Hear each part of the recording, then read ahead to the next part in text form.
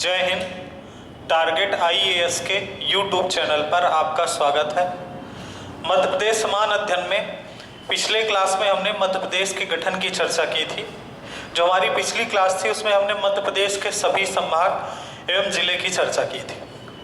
आज हम एक नए चैप्टर को शुरू करते हैं जिसका नाम है मध्य प्रदेश की polity.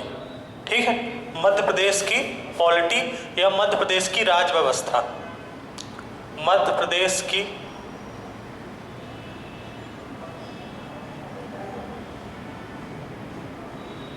Raj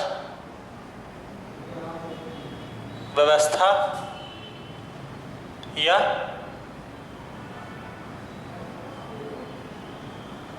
polity of MP.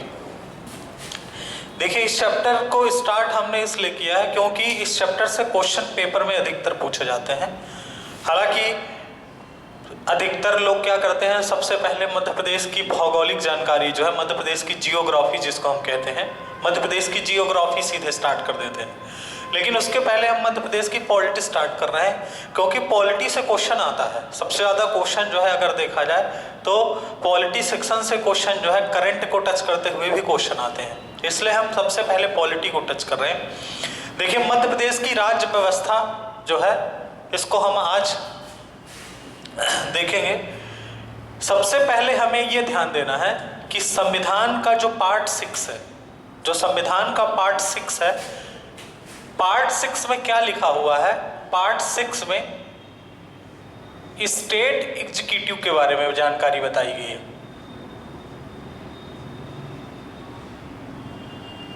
ठीक है, और ये आर्टिकल नंबर 152 से लेकर आर्टिकल नंबर 237 तक का इसमें उल्लेख किया गया है।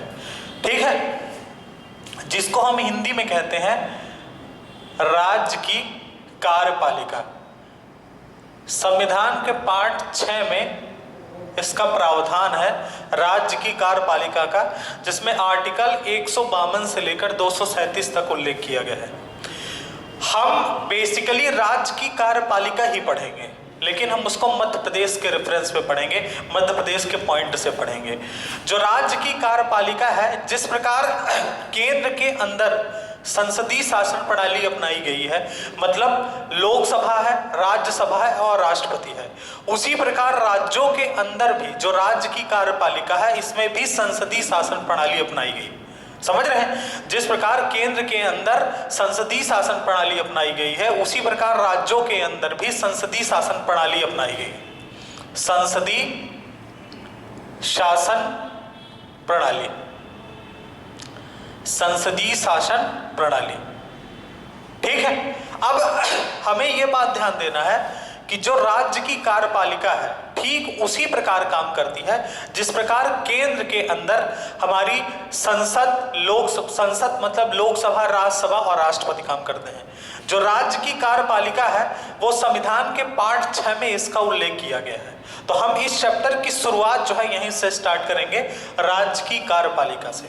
ठीक है, राज्य की कार्यपालिका से हेडिंग आप डालिएगा, राज्य की कार्यपालिका, राज्य की कार्यपालिका, जिसको हम नाम देंगे जिसको हम आर्टिकल 152 से लेकर 237 तक जानते हैं। ठीक है, देखिए, जो राज्य की कार्यपालिका है ये भी 3 अंगों से मिलकर बनी है। जो राज्य की कार्यपालिका है जिसको हम 3 पिलर ऑफ डेमोक्रेसी कहते हैं।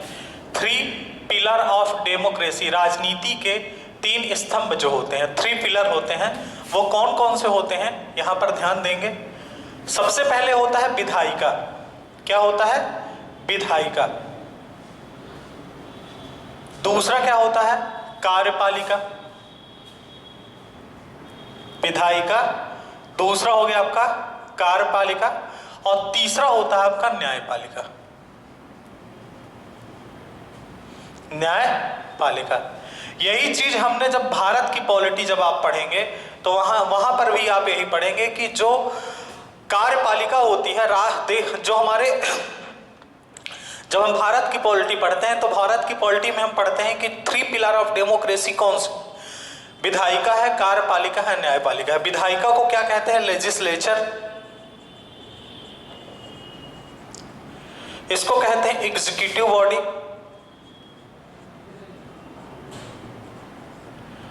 और इसको कहते हैं जुडिशियरी। ठीक है। विधायिका जो है लेजिस्लेचर, इसका काम क्या है? इसका काम कानून बनाना। क्या है? कानून बनाना। विधायिका का काम क्या है? विधायिका का काम है कानून बनाना।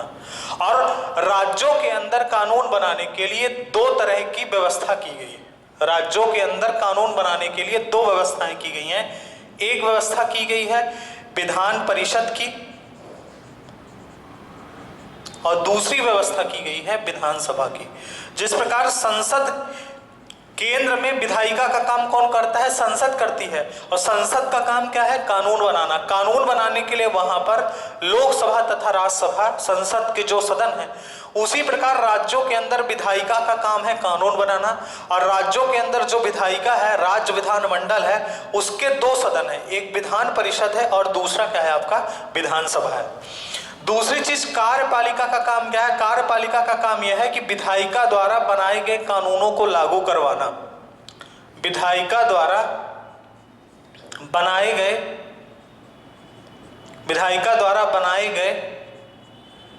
कानूनों को लागू करवाना। विधायिका द्वारा बनाए गए कानून को लागू करवाना किसका काम है? वो आपका कार्यपालिका का है। विधायिका द्वारा बनाए गए, जो विधायिका कानून बनाएगी, उस कानून को लागू करवाना कार्यपालिका काम है। देखिए, कार्यपालिका दो तरह की होती है। एक स्थायी कार्यपालिका होती है, दूसरा अस्थायी कार्यपालिका होती है। स्थायी कार्यपालिका में प्रशासनिक अधिकारी आते हैं, सरकारी अधिकारी हैं आते हैं जो नहीं बदलते हैं। लेकिन अस्थायी कार्यपालिका में कौन कौन से आते हैं? तो यहां पर आप बताएंगे कि यहां पर आपके गवर्नर आते हैं, ठीक है, मुख्यमंत्री आते हैं,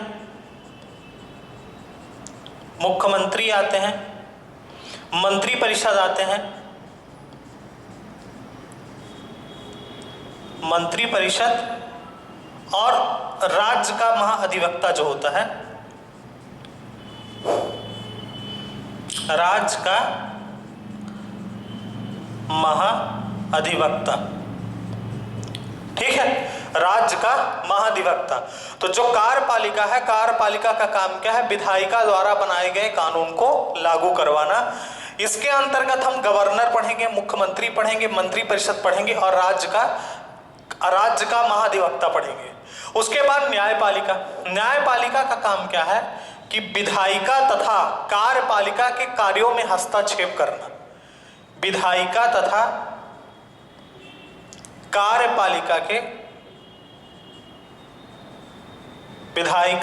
कार्यपालिका के कार्यों में हस्तक्षेप करना। कार्यों में हस्तक्षेप करना। अगर मान लीजिए विधायिका और कार्यपालिका अच्छे से काम नहीं कर रही है, तो न्यायालय को यह अधिकार है कि वो उसमें हस्तक्षेप कर सकता है। यह अधिकार किसको दिया गया है? न्यायालय को। तो विधायिका तथा कार्यपालिका के कार्यों में हस्तक्षेप करना किसका काम है? न्यायपालिका का है। इसके लिए क्या किया गया है? दो तरह की व्यवस्था की गई है। एक है उच्च न्यायालय की व्यवस्था की गई है, और दूसरी व्यवस्था जो है अधीनस्थ न्यायालयों की व्यवस्था की गई। अधीनस्थ न्यायालयों की व्यवस्था की गई है। ये इस प्रकार राज्य की कार्यपालिका का स्वरूप है। सेम यही स्वरूप जो है, इसी प्रकार केंद्र का स्वरूप है। समझ रहे हैं? तो राज्य की कार्यपालिका में हमें तीन चीजें पढ़नी है। सबसे पहली चीज विधायिका पढ़ना है। विधायिका का काम क्या है? कानून बनाना है। और राज्यों के अंदर कानून बनाने के लिए विधान परिषद तथा विधानसभा का प्रावधान है। कार्यपालिका का काम क्या है? कार्यपालिका का काम यह है कि जो विधायिका ने कानून बनाया है, उस कानून को लागू करवाना कार्यपालिका का काम है। और यहाँ पर हम गवर्नर, मुख्यमंत्री, मंत्री परिषद तथा राज्य का महाधिवक्ता पढ़ेंगे। न्यायपालिका के अंदर हम क्या करेंगे? न्यायपालिका विधायिका तथा कार्यपालिका के कार्यों में हस्तक्षेप करती है। यहाँ पर हम उच्च न्यायालय तथा अधीनस्थ न्यायालयों के बारे में पढ़ेंगे। ठीक है, ये इस प्रकार का हमारे राज्य की कार्यपालिका का स्वरूप है। हम सबसे पहले यहाँ पर विधायिका स्टार्ट करेंगे और विधायिका में विधान परिषद तथा विधानसभा को समझेंगे। सबसे पहले हेडिंग डालेंगे विधायिका।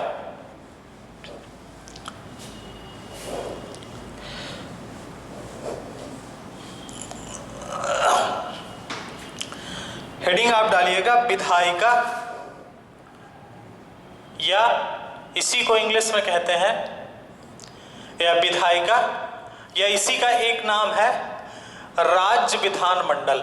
राज्य विधान मंडल, ठीक है, राज्य विधानमंडल, या इसी को कहते हैं इंग्लिश में स्टेट लेजिस्लेचर बॉडी। ठीक है, सबसे इंपॉर्टेंट चीज पहले ये नोट करना है, जो विधायिका है, विधायिका का काम क्या है? कानून बनाना। और कानून बनाने के लिए हमारे संविधान में राज्य विधानमंडल का प्रावधान किया गया है। राज्य विधानमंडल का जो प्रावधान किया गया है वो संविधान के आर्टिकल 168 में किया गया है कि प्रत्येक राज्य में एक राज्य विधानमंडल होगी। प्रत्येक राज्य में एक राज्य विधानमंडल होगी जो गवर्नर तथा 2 सदनों से या एक सदन से मिलकर बनी रहेगी। जो राज्य विधानमंडल है वो क्या होगा? 2 सदन, या कहीं कहीं पर क्या मतलब भारत के हर राज्यों में दोनों सदन नहीं है। वर्तमान समय में भारत के केवल 6 राज्यों में दोनों सदन है।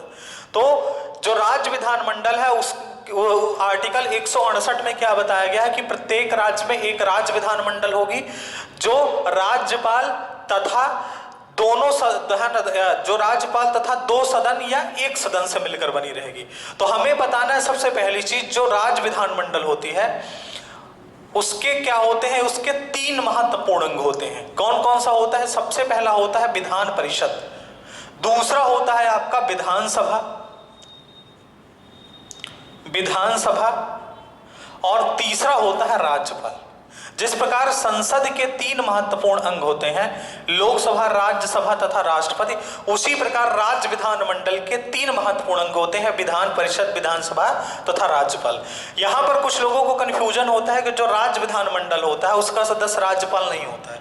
तो राज्यपाल की भूमिका उसी प्रकार है जिस प्रकार संसद में राष्ट्रपति की भूमिका है, क्योंकि अगर कोई भी कानून लोकसभा और राज्यसभा में पारित होने के बाद सिग्नेचर होने के लिए फाइनली राष्ट्रपति के पास ही जाएगा। तो यहां पर भी वही काम है कि विधान परिषद या विधानसभा ने कोई कानून बनाया है तो इन दोनों सदनों में पास होने के बाद वो फाइनली राज्यपाल के पास ही जाएगा, और जब तक उस पर राज्यपाल की मंजूरी नहीं होगी तब तक वो कानून नहीं बन सकता है। ठीक है, तो हमें ये बात ध्यान रखनी है कि राज्य विधानमंडल के 3 महत्वपूर्ण अंग होते हैं, एक विधान परिषद, दूसरा विधानसभा और तीसरा राज्यपाल। देखिए, विधान परिषद को कहा जाता है लेजिस्लेचर काउंसिल।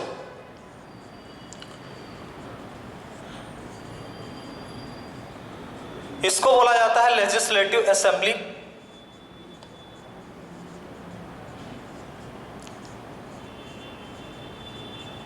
और इसको बोला जाता है गवर्नर। ठीक है, गवर्नर का उल्लेख संविधान के आर्टिकल 153 में किया गया है, ये बात हमें ध्यान रखना है। विधान परिषद का उल्लेख संविधान के आर्टिकल 169 में किया गया, 169 में, और विधानसभा का उल्लेख संविधान के आर्टिकल 170 में किया गया है। ये 3 चीजें हमें ध्यान रखना है।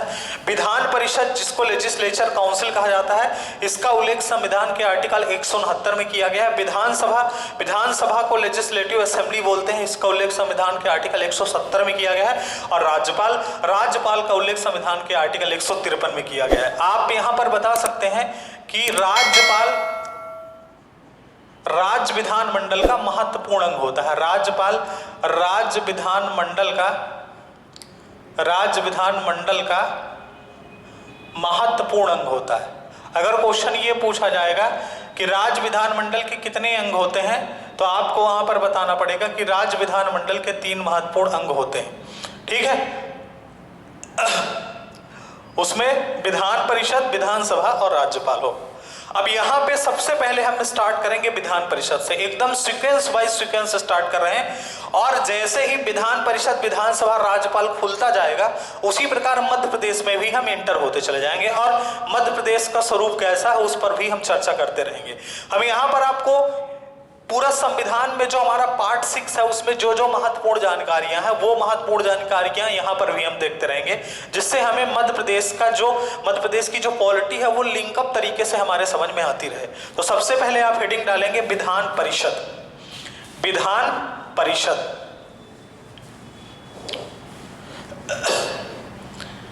विधान परिषद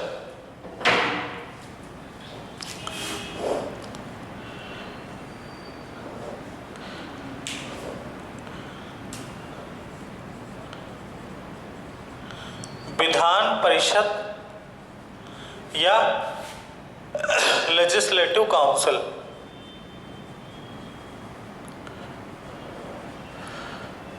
ठीक है, विधान परिषद या लेजिस्लेटिव काउंसिल। सबसे पहली चीज आपको यह बताना है कि जिस प्रकार संसद के अंदर राज्यसभा है, उसी प्रकार राज्य विधान मंडल के अंदर विधान परिषद है। मतलब आप ये कह सकते हैं कि राज्य विधान मंडल का उच्च सदन है ये, राज्य विधान मंडल का उच्च सदन है। ठीक है, उच्च सदन है, क्योंकि जिस प्रकार संसद का उच्च सदन कौन सा? संसद का उच्च सदन राज्यसभा है, उसी प्रकार राज्य विधान मंडल का उच्च सदन कौन सा है? विधान परिषद है। अब देखिए, सबसे पहली चीज हमें पता है कि राज्य विधान मंडल से संबंधित जो सबसे महत्वपूर्ण आर्टिकल है वो आर्टिकल नंबर 169 है। विधान परिषद से जो सबसे महत्वपूर्ण आर्टिकल है आर्टिकल 169 है। और आर्टिकल 169 में लिखा हुआ है, आर्टिकल 169 में विधान परिषद के गठन या समाप्ति का उल्लेख किया गया। गठन एवं समाप्ति, इस आर्टिकल में सीधे ये लिखा हुआ है कि विधान परिषद का गठन एवं समाप्ति का उल्लेख किया गया आर्टिकल 169 में। तो सबसे पहली चीज जानना ये जरूरी है कि विधान परिषद का गठन कैसे होगा, क्योंकि जो पहला आर्टिकल है आर्टिकल 169 है। और हमें यह भी पता है कि भारत के केवल वर्तमान समय में 6 राज्यों में विधान परिषद है, तो हर राज्य में विधान परिषद क्यों नहीं है यह भी जानना जरूरी है।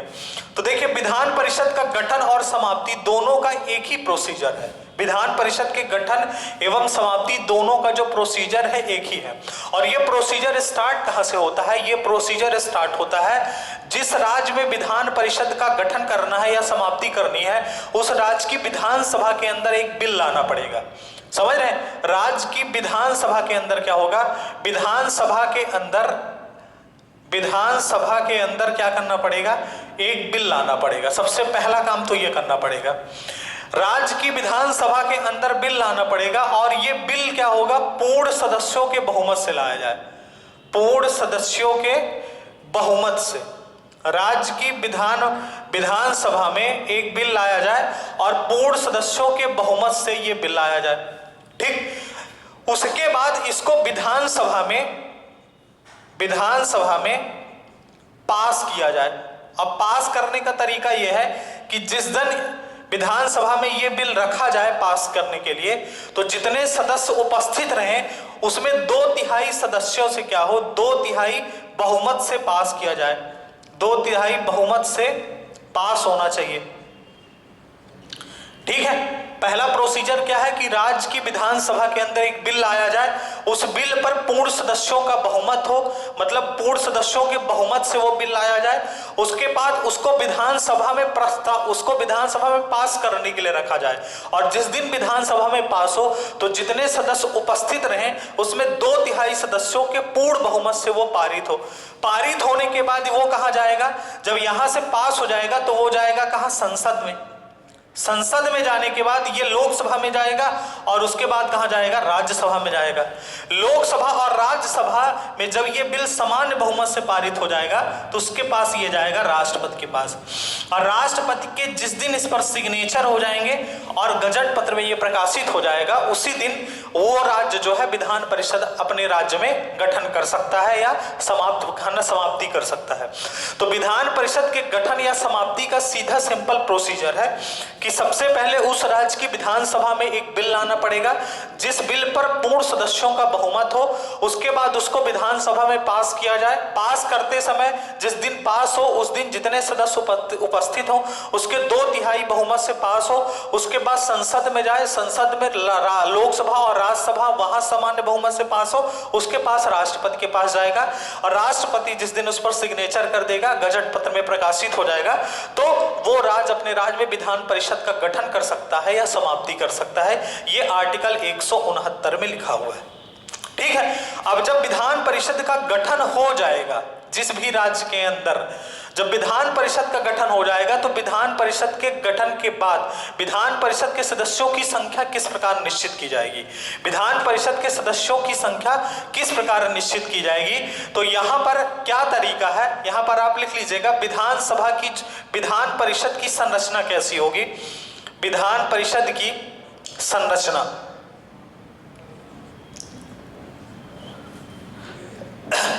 देखिए विधान परिषद की जो संरचना होनी चाहिए इसको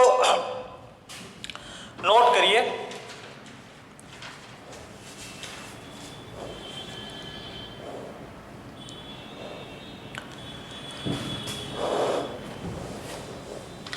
आर्टिकल 169 के बाद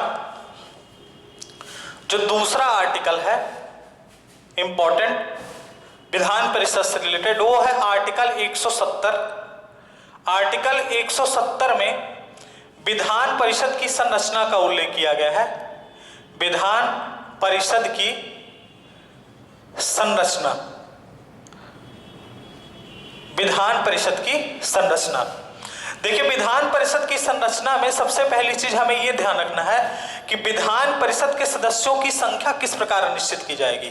जब विधान परिषद जो है राज्य के अंदर गठित हो जाएगी तो उसकी संख्या कैसे निश्चित की जाएगी, तो उसकी संख्या निर्धारित करने का दो तरीका है।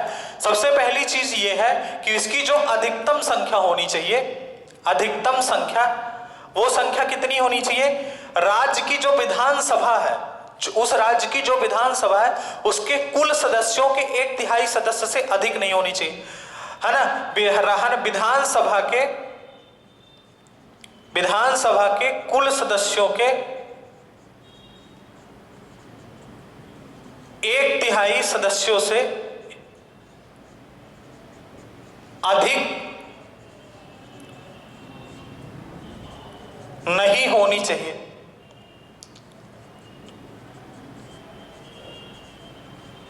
पहली चीज तो ये अधिकतम संख्या जो है, मतलब जो भी जिस राज्य में विधान परिषद बन रही है उस राज्य की जो विधानसभा है उसके 1/3 सदस्यों से अधिक नहीं होनी चाहिए। ठीक है, अभी हम इस पर चर्चा करते हैं कि जिन जिन राज्यों में विधान परिषद है वहां का स्वरूप कैसा है, और दूसरी चीज इसकी न्यूनतम संख्या कितनी होनी चाहिए। तो न्यूनतम संख्या जो होनी चाहिए इसकी 40 होनी चाहिए, मतलब 40 से कम जो है विधान परिषद के सदस्यों की संख्या नहीं होनी चाहिए। अब देखिए वर्तमान समय में भारत के 6 राज्यों में विधान परिषद है, यहां पर आप नोट कर लीजिएगा। वर्तमान समय में भारत के 6 राज्यों में विधान परिषद है। वर्तमान समय में भारत के 6 राज्यों में विधान परिषद अस्तित्व में है। ठीक है, हालांकि पहले 7 राज्यों में थे ये, लेकिन जब जम्मू कश्मीर से राज्य का दर्जा छीन कर उसे केंद्र शासित प्रदेश बना दिया गया तो वहां की जो विधान परिषद थी वो ऑटोमेटिक क्या हो गई, समाप्त हो गई। अब इन 6 राज्यों में सबसे पहले हम बात करते हैं यूपी की। देखिए यूपी में क्या है कि जो विधान परिषद के सदस्यों की संख्या है वो 100 है। ठीक है, अब हमने यहां पर बताया कि विधान परिषद के सदस्यों की जो अधिकतम संख्या है वो उस राज्य की विधानसभा सीट के 1/3 सदस्यों से अधिक नहीं होनी चाहिए। यूपी में जो विधानसभा सीट है टोटल वो 403 + 1 जो एंग्लो इंडियन एक है, तो टोटल कितनी हो जाती है 404, और 404 का 1/3 किया जाए अगर तो ये लगभग कितना आता है, ये लगभग आ जाएगा आपका 101 के आसपास या 102। तो यहां पर सदस्य संख्या कितनी है, 100 है, मतलब इसकी जो अधिकतम संख्या होनी चाहिए वो उस राज्य की विधानसभा के 1/3 सदस्यों से अधिक नहीं होनी चाहिए। दूसरी चीज आप बताएंगे दूसरे राज्यों में, ये कहां है, महाराष्ट्र में है। महाराष्ट्र में इसकी संख्या कितनी है, महाराष्ट्र में इसकी संख्या 78 है। उसके बाद बात करें बिहार में, बिहार में इसकी संख्या कितनी है, 75 है। ठीक है, उसके बाद बात करें कर्नाटका में, कर्नाटका में भी इसकी संख्या कितनी है, 75 है। उसके बाद बात करें आंध्र प्रदेश में, आंध्र प्रदेश में इसकी संख्या कितनी है, आंध्र प्रदेश में इसकी संख्या जो है आपकी 50, आंध्र प्रदेश में इसकी संख्या जो है 58 है। उसके बाद लास्ट में तेलंगाना है, तेलंगाना में इसकी संख्या कितनी है, 40। ठीक है, तो ये हमारे भारत के जो 6 राज्य हैं उनमें विधान परिषद है, और विधान परिषद के सीटों की संख्या जो निश्चित की गई है इस प्रकार की गई है। देखिए तेलंगाना में इसकी संख्या 40 है और न्यूनतम इसकी संख्या क्या होनी चाहिए, 40 होनी चाहिए। लेकिन ऐसा कोई जरूरी नहीं है, क्योंकि जब तक जम्मू कश्मीर एक राज्य के रूप में था, वहां पर जब विधान परिषद थी तो विधान परिषद की वहां पर जो सदस्य संख्या थी वो 36 थी।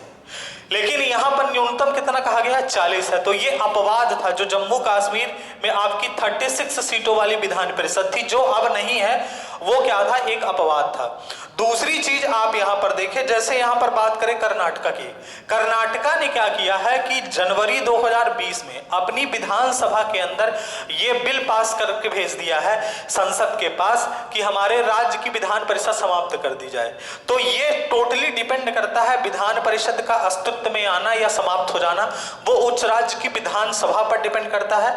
विधानसभा के बाद जब ये बिल संसद में जाता है तो वो संसद पर डिपेंड करता है। समझ रहे हैं, मतलब ऐसा जरूरी नहीं है कि विधानसभा में पास कर दिया गया हो तो संसद में भी पास कर दिया जाए, ऐसा जरूरी नहीं है। ठीक है, तो यहां पर अधिकतम और न्यूनतम संख्या निश्चित की जाती है। अब यहां पर देखिए विधानसभा की संरचना तो हमने आपको बता दी कि अधिकतम और न्यूनतम कैसी होगी। अब यहां पर यह जानना जरूरी है कि जो विधान परिषद के सदस्य हैं वो किस प्रकार चुने जाते हैं, विधान परिषद के सदस्य जो है किस प्रकार चुने जाते हैं, यह चीज यहां पर जानना जरूरी है।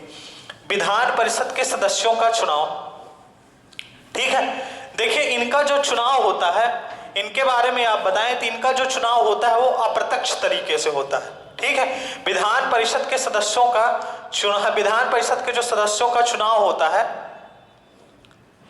विधान परिषद के सदस्य किस प्रकार चुने जाते हैं, अप्रत्यक्ष तरीके से चुने जाते हैं। अप्रत्यक्ष तरीके से इनका चुनाव होता है। ठीक है, अप्रत्यक्ष तरीके से इनको चुना जाता है, एकल संक्रमणी पद्धति द्वारा इनको अप्रत्यक्ष तरीके से चुना जाता है।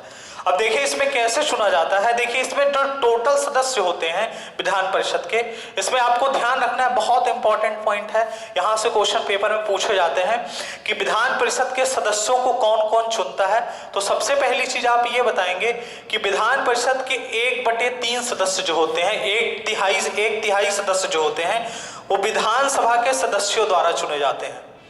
विधानसभा के सदस्यों द्वारा चुने जाते हैं, विधानसभा के सदस्यों द्वारा चुने जाते हैं। मतलब ये कह सकते हैं कि जिस राज्य की विधानसभा विधान परिषद के सदस्य चुनना है हमें, तो उस राज्य की जो विधानसभा होगी उसके 1/3 सदस्य जो होंगे, मतलब विधानसभा के जो सदस्य होंगे वो उसके 1/3 सदस्य को चुनेंगे। या आप सीधे सीधे ये कह सकते हैं कि एमएलए द्वारा चुने जाते हैं, एमएलए द्वारा चुने जाते हैं। समझ रहे हैं, एमएलए द्वारा निर्वाचित किए जाते हैं, ऐसा लिख लीजिएगा, निर्वाचित किए जाते हैं। मतलब एमएलए इनको क्या करते हैं, चुनते हैं, वोट करते हैं, एमएलए द्वारा चुने जाते हैं, चुने ही लिख लीजिए, एमएलए द्वारा चुने जाते हैं।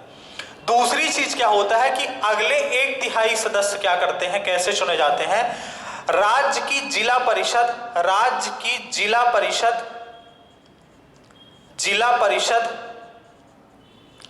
राज्य की जिला परिषद एवं नगर पालिका के सदस्यों द्वारा चुने जाते हैं। ठीक है, राज्य की जिला परिषद एवं नगर पालिका के सदस्यों द्वारा चुने जाते हैं। दूसरी चीज, तीसरी चीज ये बताना है कि 1/6 सदस्य होते हैं वो राज्यपाल द्वारा मनोनीत किए जाते हैं। ये चुने जाते हैं, ये भी चुने जाते हैं, लेकिन ये क्या होते हैं, राज्यपाल द्वारा मनोनीत किए जाते हैं, मनोनीत किए जाते हैं। अब राज्यपाल किन सदस्यों को मनोनीत करता है, जो कला, विज्ञान, साहित्य, समाज सेवा एवं सहकारिता से जुड़े लोग होते हैं। ठीक है, राज्यपाल, ये सबसे ज्यादा इंपॉर्टेंट यही है कि विधान परिषद के सदस्यों में 1/6 सदस्यों को राज्यपाल मनोनीत करता है जो कला, विज्ञान, साहित्य, समाज सेवा तथा सहकारिता से जुड़े लोग होते हैं। उसके बाद दो चीज और आप बताएंगे। एक चीज आप बताएंगे, 1/12 सदस्य जो होते हैं ये माध्यमिक स्कूलों के शिक्षकों द्वारा चुने जाते हैं जो कम से कम 3 वर्षों से पढ़ा रहे हो। माध्यमिक स्कूलों के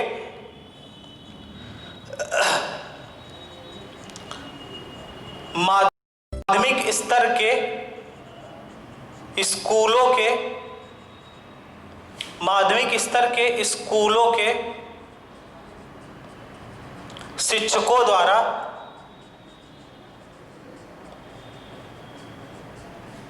चुने जाते हैं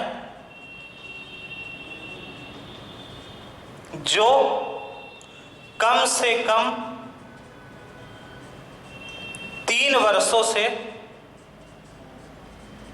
पढ़ा रहे। ठीक है, माध्यमिक स्तर के स्कूलों के शिक्षकों द्वारा चुने जाते हैं जो कम से कम 3 वर्षों से पढ़ा रहे हो। और लास्ट में आपको बताना है कि 1/12 सदस्य जो हैं, 1/12 सदस्य ये विश्वविद्यालय या स्नातक स्तर के डिग्री धारक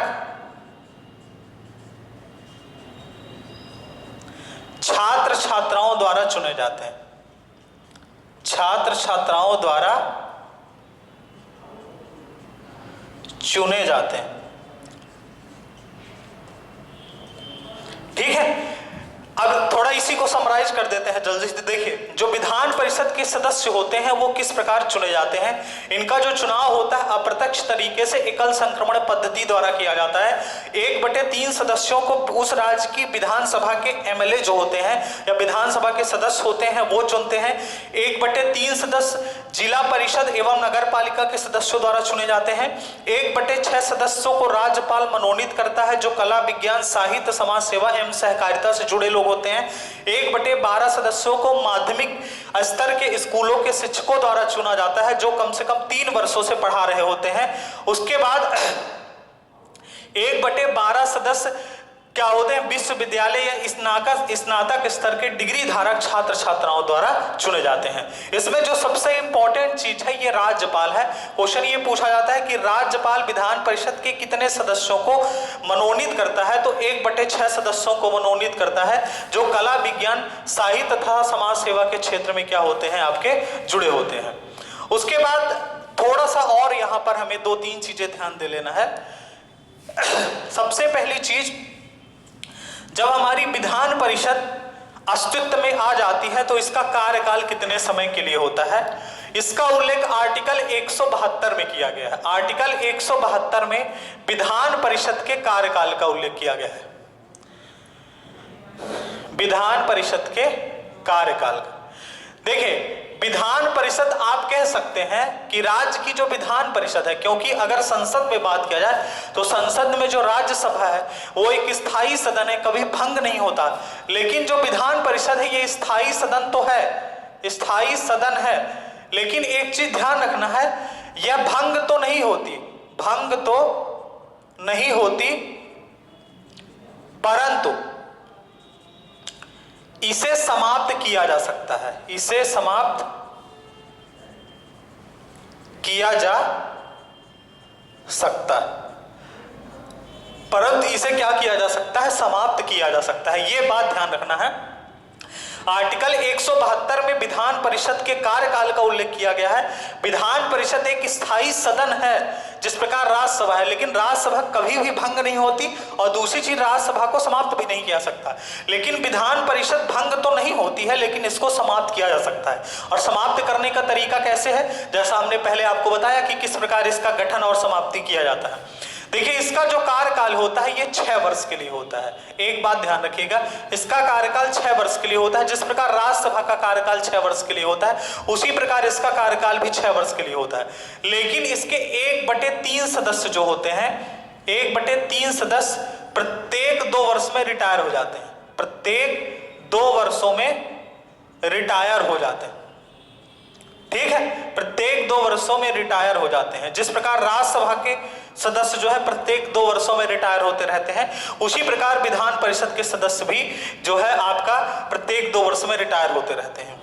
एक चीज और ध्यान रखना है यहाँ पे, जैसे मान लीजिए कोई भी विधान परिषद का सदस्य 6 वर्ष के लिए चुना गया, लेकिन 2 वर्ष बाद उसकी मृत्यु हो जाती है, तो जो नया सदस्य चुना जाएगा वो केवल 4 वर्षों के लिए चुना जाएगा। समझ रहे हैं? क्योंकि इसका जो 2 साल का कार्यकाल था वो एक व्यक्ति जो है वहां पर था पहले से, उसकी डेथ के बाद ही दूसरे व्यक्ति को लाया गया है। यही रूल राज्यसभा में भी लगता है। ठीक है, उसके बाद आर्टिकल 173 में विधान परिषद की योग्यताएं लिखी हुई हैं। आर्टिकल 173 में क्या लिखा हुआ है? विधान परिषद की योग्यताएं।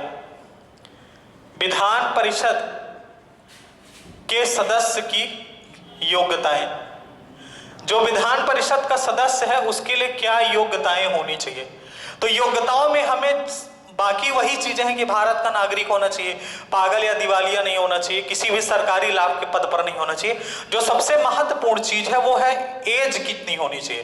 तो जैसे राज्यसभा का सदस्य बनने के लिए मिनिमम आयु कितनी होनी चाहिए? 30 वर्ष होनी चाहिए। उसी प्रकार विधान परिषद का सदस्य बनने के लिए जो मिनिमम एज होनी चाहिए वो 30 ईयर्स होनी चाहिए, मिनिमम 30 साल होनी चाहिए। ठीक है, उसके बाद एक पॉइंट और यहां पर नोट करना है विधान परिषद से रिलेटेड, आर्टिकल 182। देखिए, जिस प्रकार क्या होता है कि राज्यसभा क्या होती है, राज्यसभा का संचालन करने के लिए एक सभापति तथा एक उपसभापति का चुनाव किया जाता है। मतलब जो सदस्य होते हैं, जो भारत का उपराष्ट्रपति होता है वो राज्यसभा का सभापति होता है। यहां पर क्या होता है कि हम क्या करते हैं कि जो विधान परिषद होती है, विधान परिषद अपने सदस्यों में से एक सभापति तथा एक उपसभापति, विधानसभा के सदस्यों में से एक सभापति तथा एक उपसभापति जो होते हैं चुने जाते हैं। ये बात ध्यान रखना है। विधानसभा के ये अधिकारी होते हैं सभापति और उपसभापति, जो विधानसभा का संचालन करते हैं। तो अपने सदस्यों में से ही एक सभापति का चुना जाता है, सभापति, और एक उपसभापति चुना जाता है। ये आर्टिकल 182 में लिखा हुआ है। लेकिन एक चीज ध्यान रखना है कि अगर सभापति या उपसभापति के ऊपर किसी भी भ्रष्टाचार का आरोप लगा है तो सभापति और उपसभापति जब तक जांच चलेगी तब तक जो है इस पद पर जो है आपका नहीं रहेगा। कोई दूसरा व्यक्ति जो है तब तक के लिए सभापति और उपसभापति के रूप में कार्य करेगा। अब सबसे लास्ट में हम मध्य प्रदेश में विधान परिषद की स्थिति देखेंगे, जो सबसे लास्ट में इंपॉर्टेंट पॉइंट है, क्योंकि अभी तक हम इसका स्वरूप किस प्रकार देख रहे थे, जिस प्रकार हमारे पॉलिटी में दिया हुआ है विधान परिषद का स्वरूप।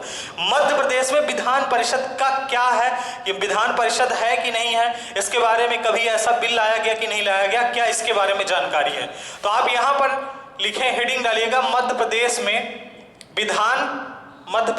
विधान परिषद, मध्य प्रदेश में विधान परिषद का क्या आपका स्टेटस है।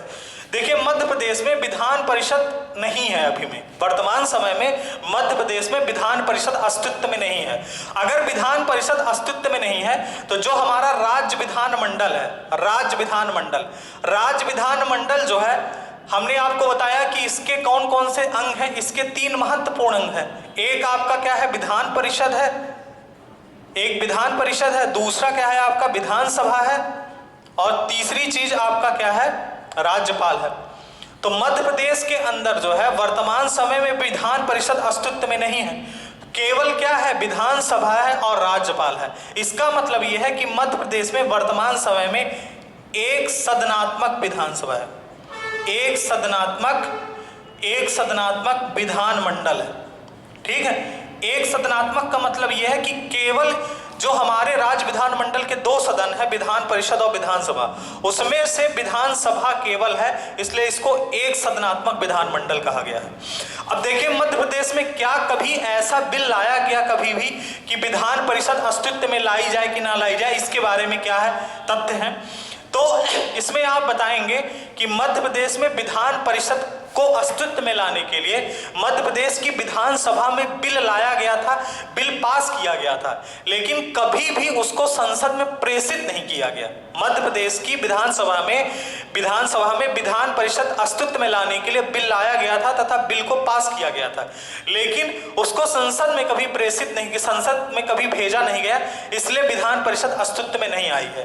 दूसरी चीज ये है कि जो 7वां संविधान संशोधन था 1956 में, 7वें संविधान संशोधन 1956 में यह कहा गया था कि मध्य प्रदेश में विधान परिषद को अस्तित्व में लाना चाहिए, लेकिन कभी भी राष्ट्रपति द्वारा ऐसा गजट में प्रकाशित करके कोई जानकारी नहीं दी गई है। जबकि ये बात 7वें संविधान संशोधन में स्पष्ट तौर पर कही गई थी कि मध्य प्रदेश में विधान परिषद अस्तित्व में लानी चाहिए, लेकिन विधान परिषद को अस्तित्व में लाने के लिए राष्ट्रपति द्वारा कभी भी जो है इसको प्रकाशित नहीं किया गया गजट पे, इसलिए विधान परिषद अस्तित्व में नहीं लाई नहीं गई है।